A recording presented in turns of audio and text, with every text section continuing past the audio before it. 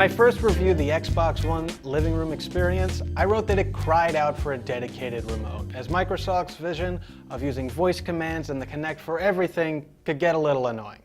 And surprisingly, Microsoft apparently agreed, releasing the Xbox One Media Remote just a few months after the launch of the console. Hey, I'm Matthew Moscoviak from CNET, and if you're using your Xbox One to watch TV and Blu-rays, you're going to want to check out the $25 Media Remote.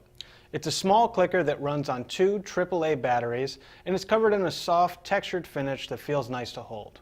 The remote is backlit, and it illuminates as soon as you pick it up, so it's easy to see even in a dim living room.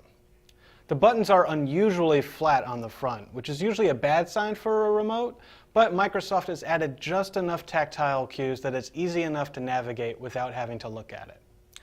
The buttons are well laid out and labeled, with the exception of the View, Menu, and One Guide buttons. It's not immediately obvious what they do, especially for non-gaming members of your household. The remote requires almost no setup out of the box, and it works by sending traditional IR signals to the Xbox One console. And as long as you've set up your Xbox One properly, it can also act like a universal remote, as the Kinect is capable of firing out IR commands to your TV, soundbar, or AV receiver. It's actually a little surprising that the remote uses IR, since newer devices like the Amazon Fire TV and Roku Streaming Stick have transitioned to Bluetooth or Wi-Fi Direct. But in practice, I didn't run into any major issues with the IR-based media remote. Using the media remote on a day-to-day basis makes watching TV and movies on your Xbox One a lot easier.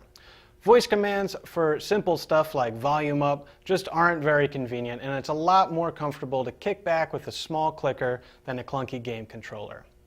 It also makes the Xbox One a lot easier for non-gamers, who often are forced to use the console since it takes over the whole TV experience.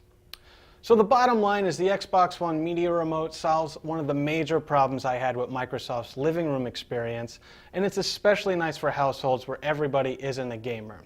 Given the $100 premium over the PS4, it feels like perhaps the Media Remote should have been included with the Xbox One, but it's definitely worth your $25, especially if you're tired of using a controller or your voice to watch TV.